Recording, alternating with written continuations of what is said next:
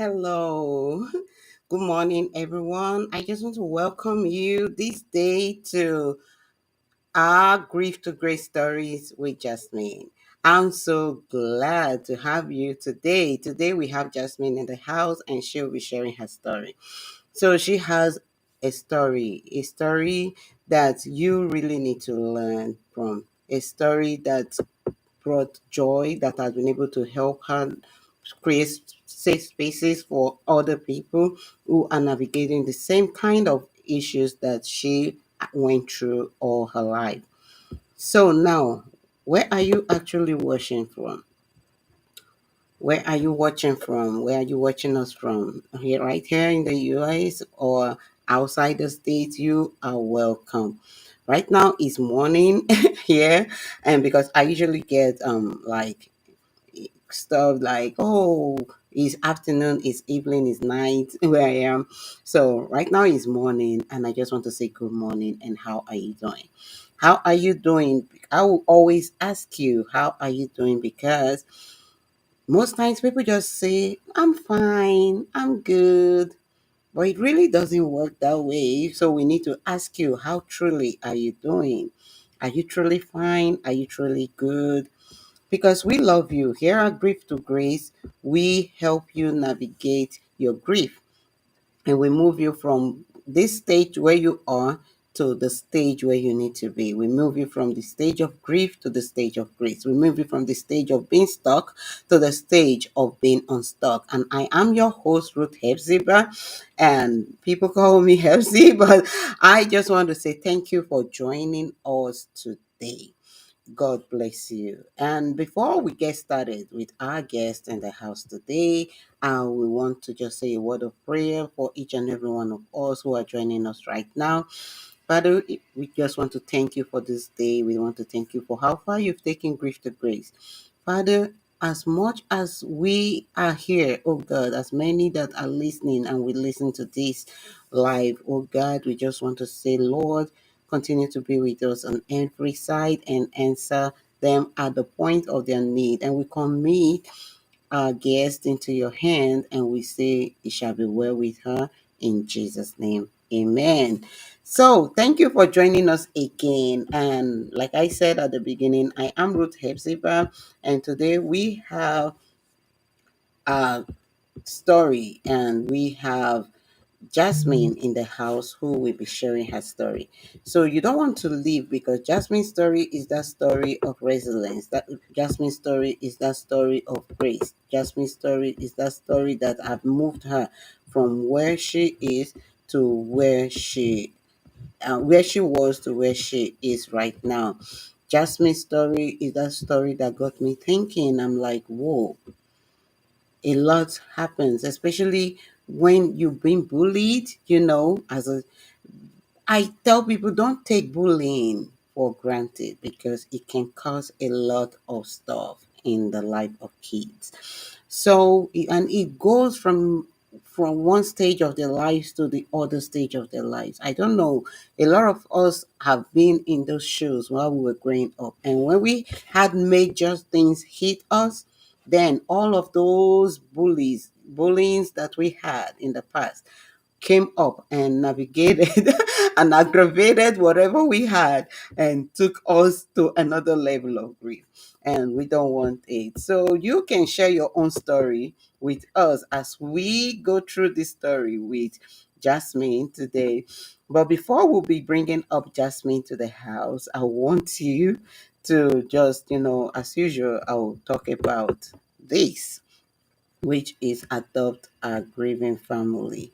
Adopt a grieving family, oh sorry, is showing this way, but that is a project that we have. Adopt a grieving family is that project that you want to be part of. Adopt a grieving family, as the name implies, is you want to adopt a grieving family. You want to help them at the point of their needs. You want to help them see progress as they go. You want to help them in their daily needs. you want to help with the coloring books, with other stuff that they need in the journey. So if you look up on the screen, you'll see the QR code that you can just scan right now, and you will be able to join us and contribute to this project, Adopt a Grieving Family Project. Also, I also want to talk about my book, which is A Pen That Rewrites Grief. A Pen That Rewrites Grief is that book you need in this journey. A pen that rewrites grief, as the name implies, you are the pen and you can rewrite your grief. It's a 60-day guide that can help you rewrite your grief. So the QR code is right there on the screen, and you can scan it and be part of this particular project. So I just want to say thank you so much for joining us today. And the next time you'll be seeing me right here, I'll be with Jasmine, who will be sharing her story on how she was able to navigate all of those grief. But before I bring Jasmine to the house, I want to just give a little background about who what she's been through. You know, Jasmine is that lady that has been able to pull through all that she experienced through her life. Jasmine survived excessive bullying. She was beat up, and while she was in school, you know, Jasmine is that lady who experienced separation from with her parents split up. Her mom left her dad with nothing, so she had to stay with him instead of moving away to college. You know, she had to adjust to poverty and her parents' separation, and she also is an only child. And I always say it, sometimes there's this grief associated with being an only child sometimes. And she also had to go through all of that. And now she became alcoholic also and started drinking, and she got involved in a crash also, and just so much that she had to go through. And in the process of all of these, she also lost her license, and then she met a man who she thought she was in love with, and got into extreme abuse that even threatened to chop her up so many times. And this same person had mental health issues, and she had to go through all of those abuses. And now she didn't end there. She got engaged with him and started drinking all over again. And few years after, the dad passed, and now she was back again to all she's been through. And she had to go through the program, the AA program. She's been through so much in life. Okay. Her dad was diagnosed with cancer. And so when you talk about grief, she's been through almost of the stage, all of the kind of grief we mentioned here. She has had a whole lot with grief. And she became pregnant. She lost her baby, right? And all these almost made her lose her mind. And losing her dad was also like the hardest thing that she got through. And now she is being able to navigate all of this, and she uses her story to heal others, to bring them up in a safe place. And today we will be having her talk to us, just me, in the house today, and she'll be sharing her story. So before I bring her up, I just want you to stay tuned, and the next voice you'll be hearing is definitely going to be that of Jasmine.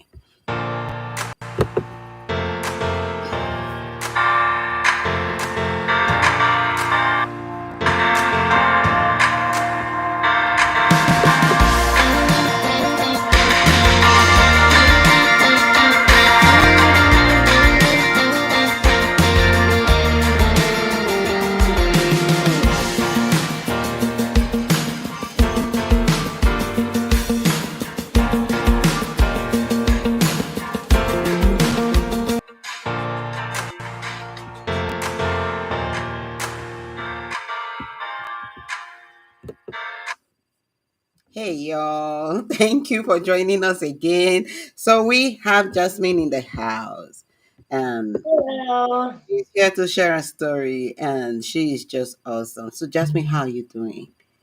I'm doing pretty good. How about you? I'm good, and you look so great today. Oh, it's early here too, so because our time difference is it's 10 o'clock here. It's 9 o'clock for you. So Yeah. I had to get my kids ready for school, so I feel like I look like I'm half asleep still because I've been up since 6 in the morning. No, you look great. You look And really did like the awesome. homework. Yeah. To college, Thank I did some you. homework, and then I'm like, oh, I'll do this. So I feel like I just look. So thank you. Thank you so much. So we have Jasmine in the house. Jasmine Bootle, right? Did I Yeah, pronounce that right? Yeah. yeah. So she will be sharing her story with us as we do here on Grief2Grace. And the next voice you'll be hearing certainly is going to be the voice of Jasmine. And she'll be sharing her story on how she navigated grief to grace and find purpose in her grief. Have a great time with Jasmine. Are you ready to share your story, Jasmine?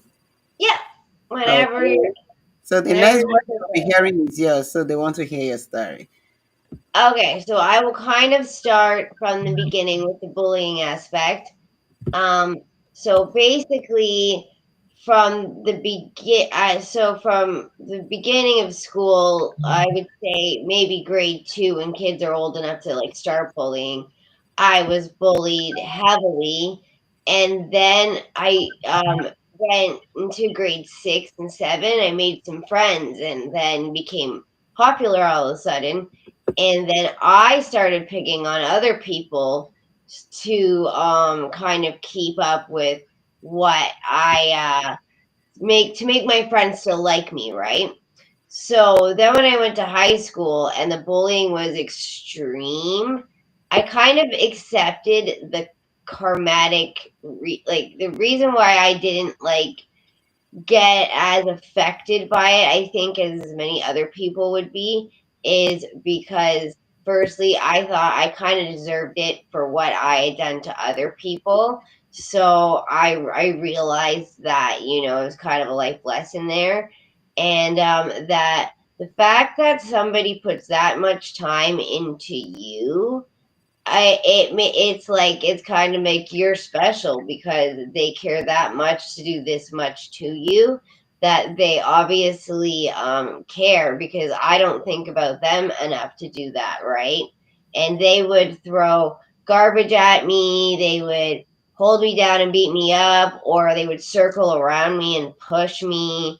They call me names and stuff like that. They'd call my house, like they were very intensely like obsessed with just trying to be mean to me. So that's why I looked at it differently. I didn't let it break me. I seen it as, um, well, they care this much about me, then maybe I'm special. I looked at it a little differently than I think most people would.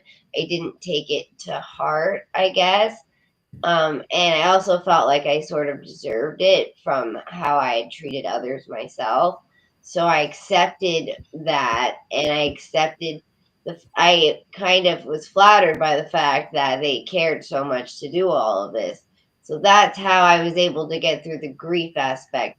I'm not going to say that it didn't, to a lot of degrees, affect me, because it created a bit of agoraphobia where I was afraid to leave my house because I was afraid of dealing with them, or it held me back in a lot of ways, in anxiety issues with just talking to everyday people, because I was afraid that they were going to do stuff to me. So I ended up switching schools and going to a counselor when I was in about grade 11.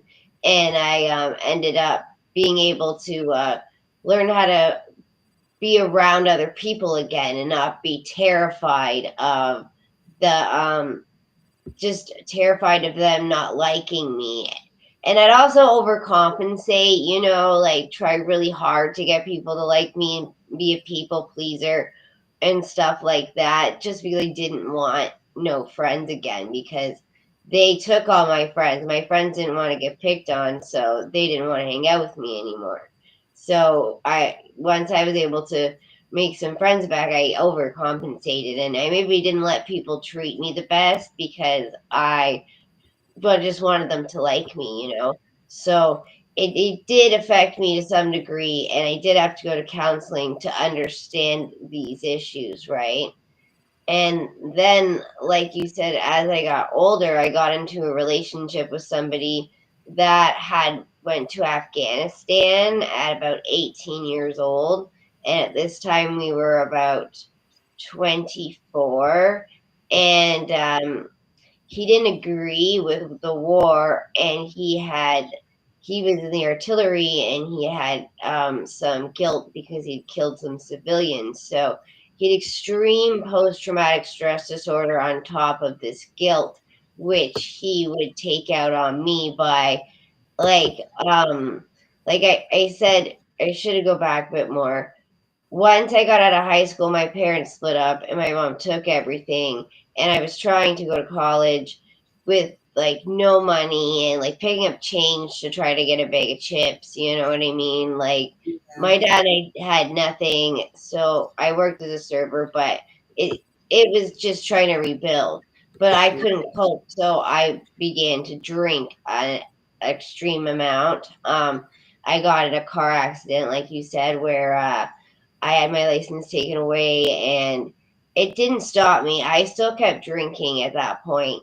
I kind of stopped when I'd met this guy from school, the military guy, because I started going to AA and I just didn't he used it against me so much that I decided to stop drinking and go to AA so that he to please him, to be honest with you. I did deep down know I had a problem, but the AA I was a little resentful because I wasn't fully taking in the program at the time because it was almost like he it was just to please him, like I said, right?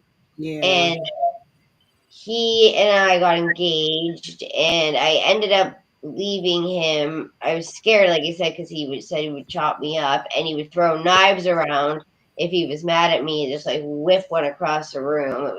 He had guns. He was a scary person. So I left. I went to my mom's house, and I left him there. Like from that, I called him and left him so I was safe somewhere where he couldn't hurt me. And he moved out and I moved forward, but then I started to drink again because he was gone, right? Yeah. Which created a lot of dumb decisions, I suppose. But then like, yeah, a lot of dumb decisions that like I regretted very much, and look back on it and like I'm not that person. I don't know why I did that. Alcohol really changes you. I got sober again, and like I don't care to drink now either, right? So I ended up reconnecting with my high school crush, but I didn't realize that he had a lot of problems. They came out later, and I ended up getting pregnant.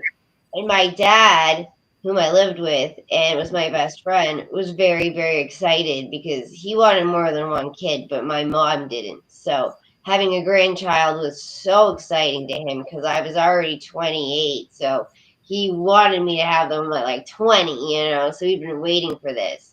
Wow. And I had my daughter, and then we found out that he had a tumor prostate in his prostate the size of a grapefruit because his doctor had not been giving him prostate exams for 5 years. So then he didn't want to quit working. He's one of those people that just thinks, you know, I can fight through it. I guess that's where I get that attitude from. And Yeah. he ended up getting septic shock and was in a coma for 3 months, where I lived in the ICU with him. And he, every day I would say this Psalms 23. I would read it like 30 times a day to him. It was like my connection to him, I suppose, right? Yeah. And one day he did wake up. Everybody told me he never would and that he would die. and I would not let them pull the plug. And one day, I, after kneeling down at the church in the chapel in the what you call it in the hospital, one day he ended up all of a sudden they were like he's turning around and everything's getting better, and then he came out of that coma and came home, and I was taking care of him and my daughter, and obviously his cancer was had metastasized so badly that like he can only spend so much time with us, he can only eat so much. It was hard to watch him deteriorate, I guess. But then he fell and hit his head, and the cancer went in his brain and became a virus, and he ended up passing a couple days later after a really violent seizure.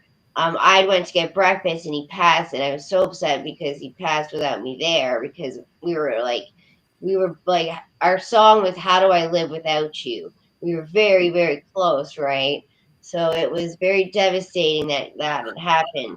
But behind the scenes, my aunt had been doing sneaky, manipulative things because she knew that he had issues in his brain, and was having him sign things against me so that she could benefit. Do you know what I mean? Yes. So I had the loss of my father, and then to find out the things that she did, I ended up having to leave my childhood home that I'd lived in my whole life, which was also very traumatic.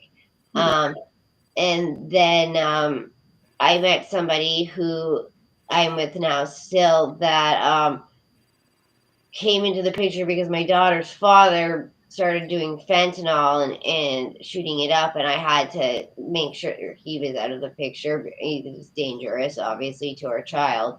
And then he ended up going to jail because he broke in my house and stole my bank card, and that was on camera. They caught him using it, so I was able to have him arrested. He didn't want to pay me back because he refuses to pay me child support or any kind of money, and he'd rather do the jail sentence, so that's what he ended up doing. Now he's homeless, and we don't really know where he is or what he does besides drugs, right?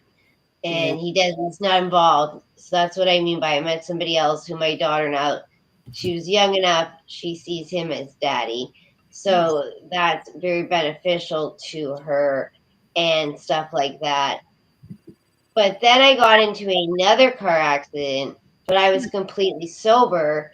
The police wanted to charge me with 2 years in jail, trying to say that I was impaired. This was a fender bender, but they tried to say I killed somebody, that I was impaired, all of this stuff that was not true.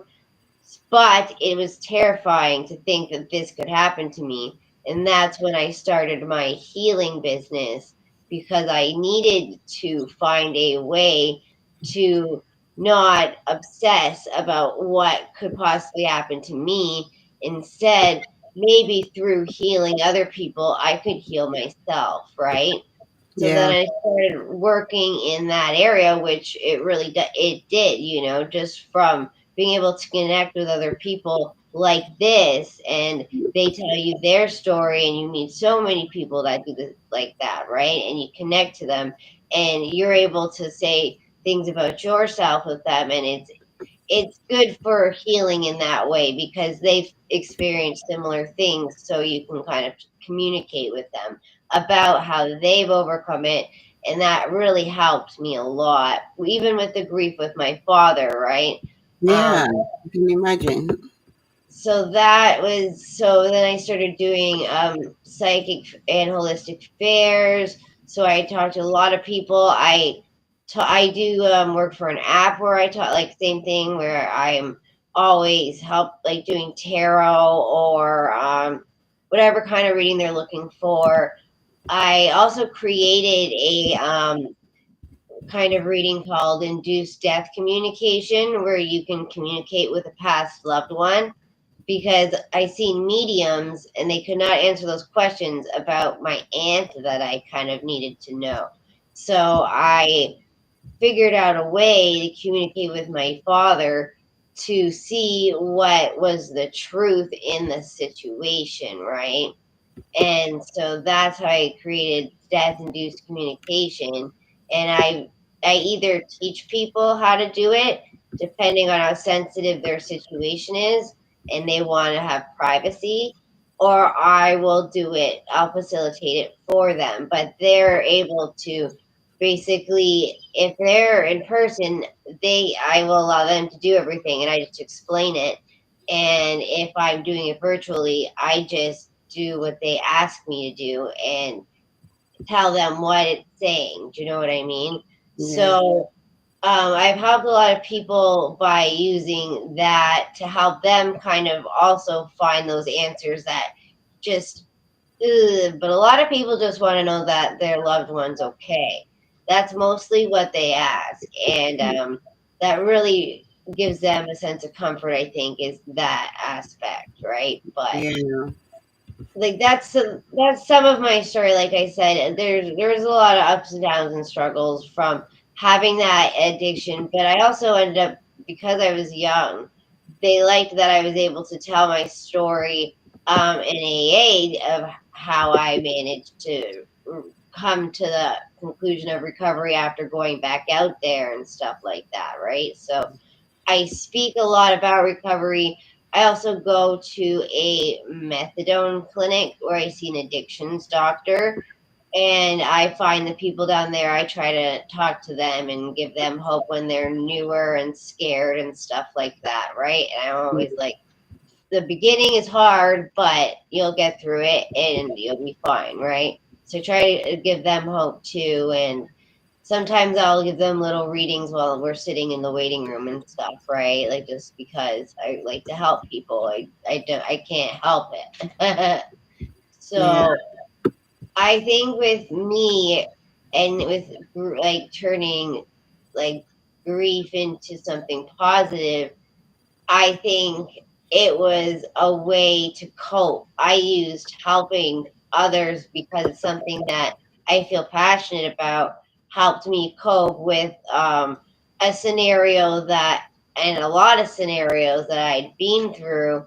And it helped me kind of recover from that, from connecting with people, from helping Yeah. them, from just, yeah, being able to like use what my unique skills, because they're not what everyday kind of things, right? Like I do tarot, numerology, palmistry, induced death communication, um like a few other readings, a pendulum, like stuff like that. It's not something everybody does, like, like drink coffee. So um I use those tools to help people in ways like their career, their love life, their health, things like fertility, a lot to do with the healing with grief, things like that, right? And like I said, it helped me to turn my negative experiences into something that's positive. And the one girl that beat me in the face with a bunch of rings actually came and had a reading from me, apologized to me for what had happened in high school, and I did a reading for her. So it's weird how the universe works, right? Because that I held on to that negative experience of her doing that to me for like 35 years of my life. And then all of a sudden she apologized and we moved forward and we were able to connect in a real way, So I don't know. I feel like I was able to turn it around by being positive, and I feel like anybody who is going through that dark time in their life, just know that it's not going to be dark forever, even though it seems like it is. Kind of my You're thing. right. And like my things also, sometimes you're like, it's a quote that I really like. It's about how your heart can understand what logic and your mind can't. So sometimes forgiveness is logically I shouldn't have forgiven her, but my heart told me to forgive her, because it would help me move on. So I like that quote of sometimes your heart understands more than your mind, because our hearts tell us sometimes to forgive. And even like I do the divination, yes, but I am a firm believer in the Lord, and the miracles He has given me in my life are incredible. And the gratitude I have for the things that He's done for me is incredible. So I won't say my whole life is negative, because every time I've needed help, I've prayed for that help, and it has been received in a way of gratitude and not excessively. Like, do you know what I mean? It's not like I'm asking him Yeah. for like a Lamborghini. I'm asking him for help. Like, God, please, like, let my dad make it through, or um God, please let me get through this situation, that kind of stuff. And there's a Virgin Mary that sits outside a church by my house, and me and my children go and say prayers of gratitude and leave offerings when something good happens in our lives, and we say our gratitudes for it and stuff like that, because I want to teach them that as well. So that's also, I guess, part of my story, because everybody thinks that, oh, tarot reader must be satanic, right? That is not the case in any sort of form. So I want to also say that. So yeah, I don't know. I feel like I've just chatted a lot. So yeah. No, you did a lot, and that is awesome because a lot of people are actually going through, like I said, you went through just a lot in life, you know. You went through I don't know how to put it, but you went through like we've listed like a lot of losses. I've been doing this podcast for about a year now, and I've heard over 100 stories right here, and we've had different kinds of grief. And in your own case, it is like a combination of almost all of this grief that we've had, you know, the abuses, the alcohol. And you know, sometimes people don't really take the alcohol addiction as grief, you know. But I was talking with someone yesterday and I said, you know, sometimes people go through a lot of stuff and you don't need to judge them because you don't know what they're going through. And you see them doing certain things, you know, trying to, and they're like, ah, I'm trying out something new. They're really not like trying out something new because they have a lot going on in them, and they start drinking a lot, they start clubbing a lot, they start doing all sorts a lot, and they're like, oh no, I'm just trying something new, I'm just trying something new. No. So because they have something on the that they're trying to really hide from other people. And in the course of my job, also, I meet a lot of people who have to go through the AA program, like you said, and they're not going through that program because they want to go through that program, right? They're actually going through that program because it's like mandatory for them to get their benefits. It's mandatory for them to go through Yeah, that. and like with the Yeah. law and everything too. So, and I'm very glad that you talked about that part of it, you know, because a lot of people just do certain things not because they really want to do it, it's because they are mandated to do it, and they are doing it because, oh, I want to help. I'm trying to do it because of somebody. I'm doing it because of my caseworker. I'm doing it because the government said I should do it. I'm doing it because my parents need it. But I think the best way is when you do it because you really want to do it. So I just wanted to touch more on that, you know, and let's what do you think will be the impact mainly if you do these things when you're not supposed to do them? You do them because somebody you're doing it to influence Yeah. somebody or to do I, it for other things. Yeah. I also find that, like you said with AA, it's like people also think it's the only avenue to recover from alcoholism. Like I said, I go see an addictions doctor instead. because that's my way of dealing with it. There is other ways besides AA if that's not your fit. But when you're not going for yourself, you're kind of being a rude person, because there is people that are there, like telling their story, crying, like needing real help, and you're sitting there thinking about some guy you like, right? So, or you're like thinking about how you're there because you're kind of like, "Ugh, I don't even want to hear this," because you're just there to please somebody else. Like like I've seen both those things. From my own experience, it was, I was forced, not forced, but my like I went because I for somebody else, and it didn't work. Like obviously it left me still, no, I didn't think that I should really be there. I was just there because I had to be, and I didn't like really fully take it in, and that's the problem. And if you're not going for yourself, then you're not going to get better. And you're not going to get better from any addiction if you're not seeking out help for yourself and you're doing it for your family. Like, say, going to rehab for a drug addiction because your family wanted you to go. You're not going to get better. You're only going to get better when you're ready to get better. And that's the difference, right? Okay. So you talked about the other, you said there are other ways you can get um out of drug addiction, alcohol addiction. So apart from AA, Yeah, do you want so to mention there's them? obviously uh, a rehab. I have children, I couldn't go to rehab, but they have rehab.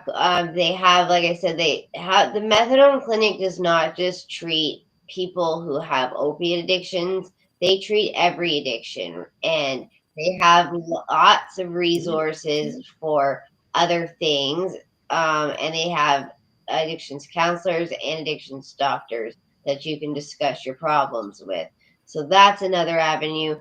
Plus, there's a place called Celebrate Recovery, where even if you don't have an addiction, and you're struggling in your life, you can go there. So it's a support group to recover from anything in your life, like grief, addiction, like anxiety, whatever it is that's troubling you. It they separate men and women, so you feel more comfortable because you're just with women.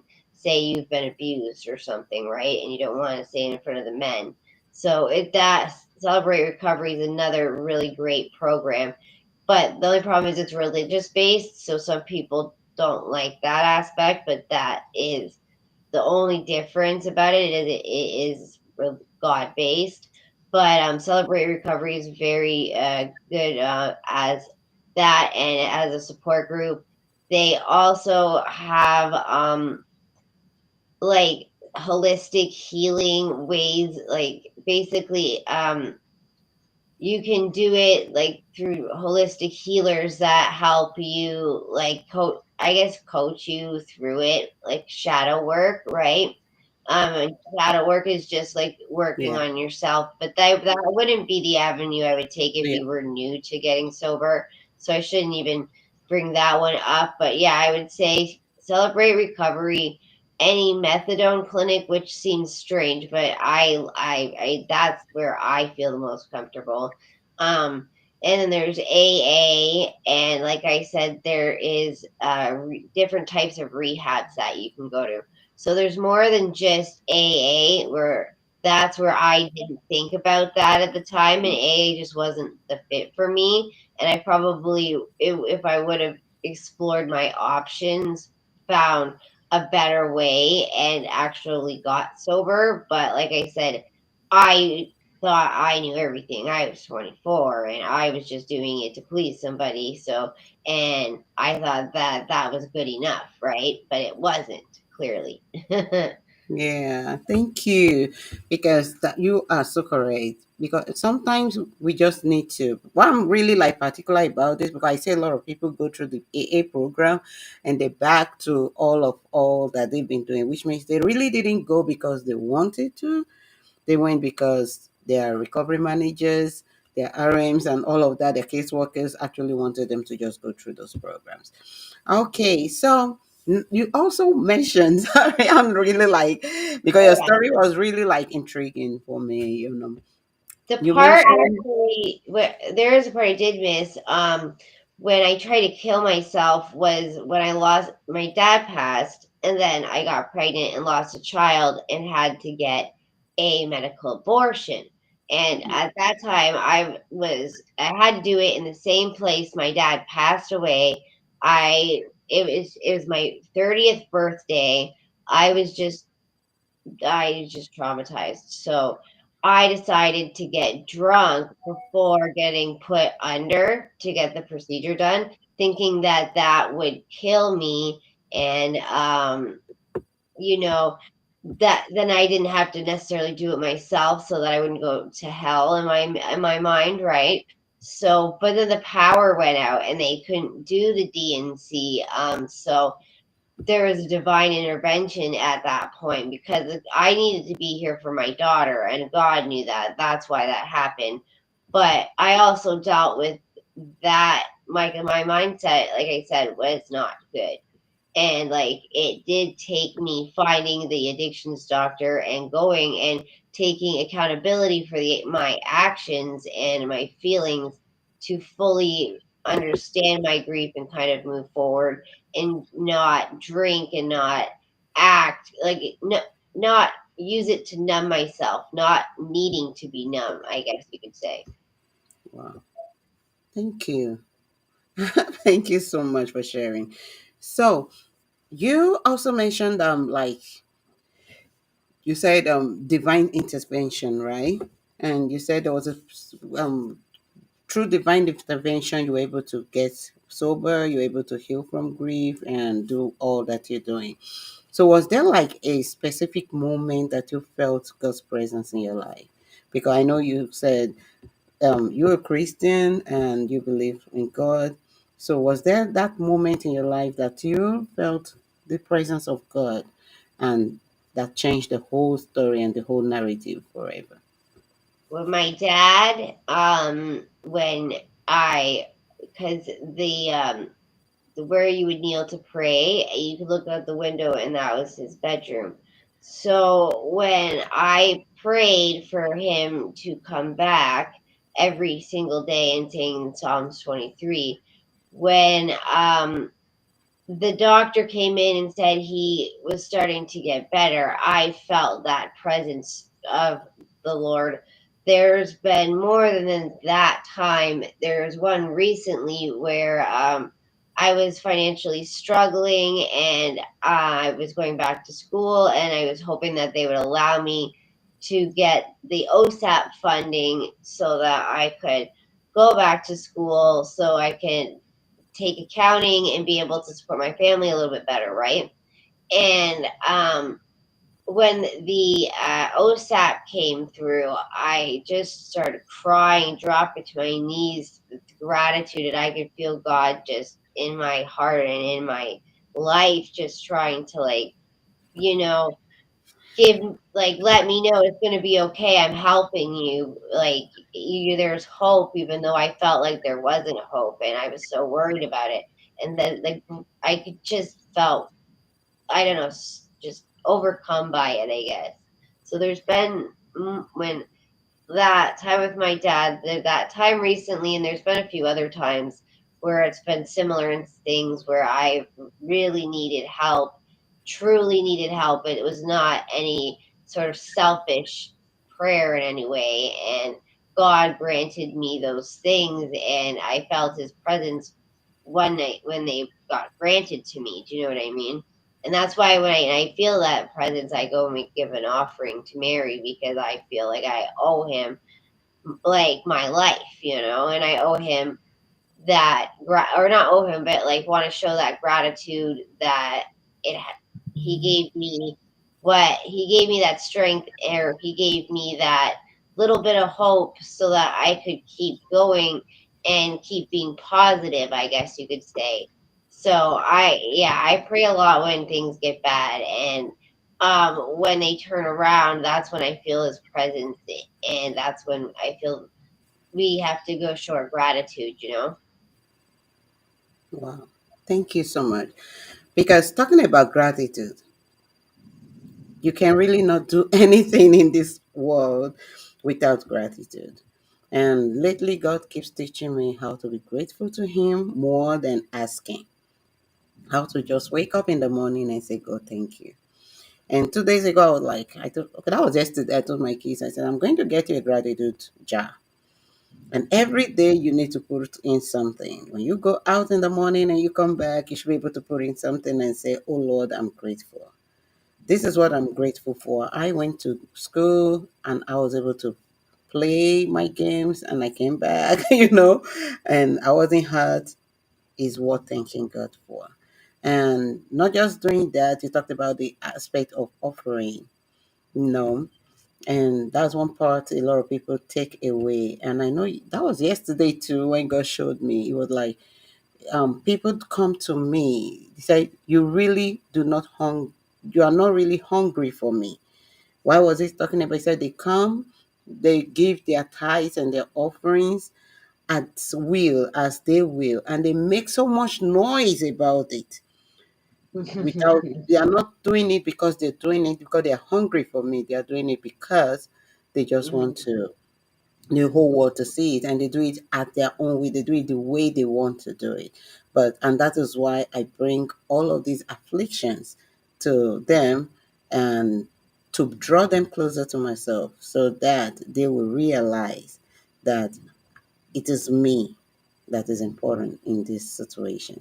So I really like those aspects that you talked about, because when God spoke to me about it yesterday, I was like, oh God, because lately I've been like, you know, you want to give some offerings and you're like, oh, the ones I've been giving, you have The reasons why you. winter, it's hard because my like with children, like my kids, I let them give what they want to give, and they like to give like money, but it just gets lost in the snow at the Yeah, they like we'll give them like or flowers because it's in around a beautiful garden. We'll that's like it. flowers and stuff, and there's nothing to like. It's hard to leave an offering right now, and even get over there with the snow the way it is where I live. Right, there's a lot of snow, so Yeah, it's difficult in the winter. So my daughter goes to church every Sunday. My son's a little bit little for it. Um, and she goes to actual church, but they do a little bit of Sunday school after, and she does gratitude coloring, and they teach her that in her Sunday school classes, which really helps because she comes home and then she kind of shows her brother, which really helps because it's not just mommy telling them what to do. You know what I mean? So she's hearing it from other people, not just me, and that helps her understand the gratitude. Or if my son asks for things, I'll be like, well, Oliver, you just got something. You should be grateful that you just got something because it's Valentine's Day. You don't need to get something else right now. That you have to be grateful for what you have, right? Like, be grateful for what I just gave you. Don't be looking for more all the time. And I have to kind of teach him that. He's only 4, so it's hard, right? But yeah, teaching them gratitude young is the best thing you can do because my mom always taught it to me, and I find that is the biggest tool to push yourself through life, right? yeah. Thank you. So on a like rounding up note now, um, what keeps you going? What keeps you going every now and then? And because after all these things you've endured, what's that thing that you just look up to and it keeps you moving?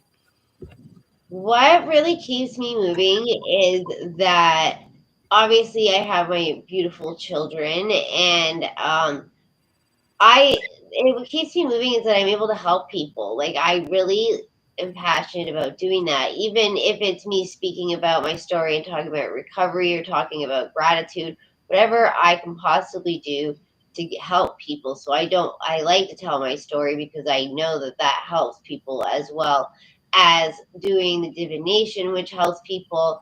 I don't. I usually like compared to other people. I only charge like $10 because I feel icky about taking people's money for it, but at the same time, it takes up a lot of time. So I like $10 at least. It's just a little bit, you know, so I don't feel like a horrible person because some people charge like $120, at the fairs I go to. So I've seen a lot of negativity within that realm. So I just like to not do that. Like I said, I just want to help people because I feel like God helped me and guided me. And I want to teach people that that can be them too, and that there's strength in prayer, there's strength within you, and positive thinking is the best way to get through everything. Even like I said, when I was bullied, I thought about how they're putting a lot of effort into just me, so I must be somewhat special because why would they care so much about me? So even turning it into a positive aspect in that area for people who are going through something like that, think about it that way instead of thinking about all the horrible things they say. Think, well, they had to sit there and think about that. You know what I mean? Like turn it into a positive thing, and just always staying positive is the only way I've made it through, I guess. Best thing I can say. Oh, thank you. So I've been able to get three things out of all the things you've said. I usually give like three tips of what I got. And one of them is that your past does not define you. Your healing does not matter. How much your pain, no matter what you've been through, your trauma, your pains, your hardship, or what you faced in life, you have the power to rewrite your story. You have the power to have a fresh start. I'm a fresh start coach. I believe that fresh start is possible. So healing is possible, transformation is possible, and it can come from even the darkest places. And just like we heard your story, even in the darkest places, God is using you. And sometimes people see what you're talking about like different, like it's not Christian, but it is because it has to do it in the Christian. That what we do in the Christian, what some people call it is like seeing visions, right? And prophecies, and you decide to call it like divinity, so it's just two, they are the same. So I just feel and I also have had situations because initially I used to believe that the dead have a place, they don't mingle with the living. But I tell you, I got to know that it is different because when God takes them away from this earth, they become saints, they become angels, they begin to work for you. So it's how much you activate them that they work for you. So if you want to see them, you can. If you want them to work for you, they can. So they keep guiding us. They become guiding agents, and they can, because I've been a Christian all my life, and I've always had a perception that you leave the dead. But I was a Catholic, and I know we used to believe that we had St. Paul, St. This, and you pray and you say, St. Paul, pray for me, Mother Mary, pray for me. And then I didn't understand what it meant because at that point, they are actually trying to aggravate those things to work in their favor, those angels to work in their favor. You see that? Yeah. So that's it. And I've seen That's it the work. guardian. That's Saint Michael, the guardian angel. That's it.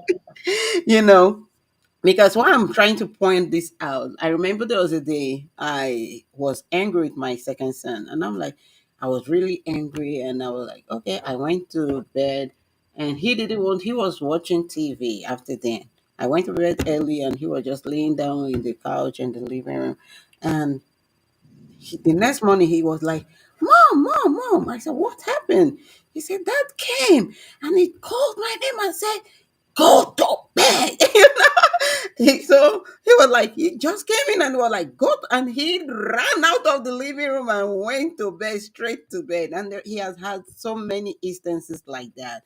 And I've also had a lot of encounters. I've shared them in some of my podcasts before, where I've seen angelic in that form, bring gifts to me, and maybe I know this gift is coming from my late husband. because there are specific kind of gift that he gives when to his kids or he gives to me. Yeah. And I see them specifically on those days that he gives them. So I'm like, oh yeah, those things happen. But if you've not been in those shoes, you may not really understand. And that's it. So I'm glad that's one part that you're trying to really teach people. And that's a great thing. So your past does not define you, you define who you want to be. Then the second thing is grief and pain can be turned into purpose, loss, and suffering can feel unbearable, but they do not have to break you. So instead, they can lead you to a deeper purpose, deeper understanding of who you are, and even a mission to help others heal, just like you doing right now, and a lot of us are doing, because we got most of the things we're doing, we've been able to navigate it and redirect it to be able to heal other people based on what what God, the part that God has placed us in. And the third one is that there is always hope even in the darkest moment. So no matter how deep the struggle, the addiction, the abuse, the mental health battles are, there is a way forward with faith, with resilience, with support, and everything. A new beginning, a new fresh start. A fresh start, I always say, is possible. You can start from where you are right now. Right now, today is that day you can take that decision and decide on what you want to be. So I just want to say thank you, you know, for all that you're doing. And right now, I'm definitely going to um, bring us back, because we will not leave without talking about our quotes and the Bible verse that God gave to us today. But before then, I just want you to remember to pick up a book, a pen that rewrites grief is that book you need in this journey. And I have a second book which is Love Again. So you can get it also on through that link. So if you go to our website, you will see our books, Love Again, The Pen That Will Rise Grief, and all of it. Just do well to pick them up and support. That's the only way you can support this program. You want to support our ministry, you want to support what we do. The best way to support what we do here at Grief2Grace is to pick up a pen that will write grief, and you'll be so glad that you did. And you'll be helping somebody, because we don't just use the money, we also give it back to the society, to those who truly need it. So, Adopt a Grieving Family is still up there. I want you to key into it, please, and just get started. I think it's a great program and a great idea. Like I even kind of want to look into it myself when I have a little bit more time in my my school ends soon. And I want to look into it because it looks like a great program. Yeah, thank you so much. Thank you. We need collaborators as much as we can. And we have a cancer program too, which is Echoes of Life. That's like a baby program for me, like my pet program. So what we do there is cancer. We help those who are navigating cancer. We talk to them. We give them our own side of our own story, what we went through. I'm always particular about the caregiver side of the story, which I navigated, and it was not good in my own way. That's how I feel about it. I didn't really have so much fun. So if you want to help or you want to collaborate, you can scan this code, and you definitely will be glad that you did. So I want to thank you for joining us. Before I give the quote, how can people reach you? So right now, like I'm trying to get like a professional website. So right now, I am just Facebook, which is my first and last name, or my Instagram, which is the Power of Three, or Jasmine Bootle. Either one. I have two of them. And also YouTube, and it's my first and last name as well. So, Oh, but mostly Facebook is where the easiest place to reach me is right now. I'm old school, I guess. I use it the most. I use Facebook the most too because I connect more with people when I'm on Facebook. Yeah, and I know how I'm to use learning it. TikTok though. But yeah, if TikTok doesn't work on my phone, so I don't use TikTok. So I have Facebook, which is my first and last name. I have Instagram and YouTube, and they're all the same. They're all just my name. But the Oh, easiest way to get a hold of me would be Facebook for sure. okay. Thank you for joining us today. So, for your listening today, you can participate in this program by just telling us how you feel and what is your grief. We keep talking about how do you define your grief. So you can participate by sharing your story. If you desire a fresh start, you can start by sharing your story. So you can go to the website grief2graceinternational.org and you will be able to share your story. Or you can send us an email on grief2gracenow@gmail.com or info@grief2graceinternational.org. Or you can also um, send us a message on our DMs. You can send us a message on Facebook. It's Grief to Grace on all platform. Grief to Grace on Facebook, Grief to Grace on YouTube, Grief underscore tooth underscore Grace on Instagram, and Grief underscore two underscore Grace on TikTok. So you can reach us on all of these platforms. Every day I keep saying that we're increasing in our numbers and we increasing in our viewership and participation and DMs that I get. Sometimes I can't really go through them like every day. So if I don't respond to you like same day, know that I'm definitely going to respond back to you within the next 2 to 3 days. Thank you so much for all that you're doing. For all you're doing for your community, all you're doing for the people, and for y'all that are listening, don't forget to like, share, and send this video link to somebody and let them know that they too can be part of it. And I know it's definitely going to be to heal somebody because a fresh start is always possible. So our Bible verse for today is Isaiah chapter 41, verse 10. It says, "So do not fear." I have this right in front of me right now in my living room. So do not fear, for I am with you. Do not be dismayed, for I am the Lord. I will strengthen you and I will help you. I will uphold you with my righteous right hand. Okay, that is what God gave to us this day. Today is different. It's not brokenheartedness. It's talking about do not be afraid. He is with you. He will hold you. He will lead you. He will take you there to that place that you need to be. Also, is our quote for today. 1 minute is I got it out. 1 minute. I just want it to be out so you can read it out. You can see it, but I can't get it out. But okay, let me just say it. So our powerful quote for today is you may encounter many defeats, but you must not be defeated. In fact, it may be necessary to encounter the defeats so you can know who you are, what you can rise from, and how you can still come out of it. So I chose this, or God chose this, because a lot of us had to go through this. It speaks directly to me, it speaks directly to me and to my purpose. And I know He's speaking to somebody today too. So do not be afraid. Don't be dismayed. Don't ask God, why are you doing this? Why did you have to make me go through all of these things that I'm going through? Because you may be encountering all of those defeats.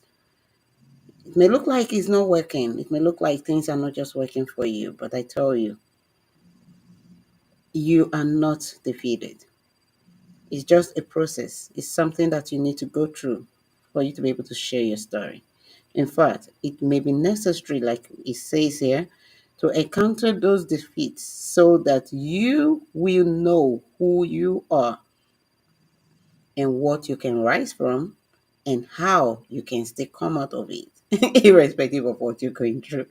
So that's why people say, I don't look like what I don't look like what I've been through. No, you look like what you've been through. You truly do look like what you've been through, because God said it brings out gold, refines them from heat, right? So you definitely look like what you've been through. Thank you so much for joining us today. And I just want to say thank you. I love you. And if you have one last word, that'll be fine. Do you have a last word for us?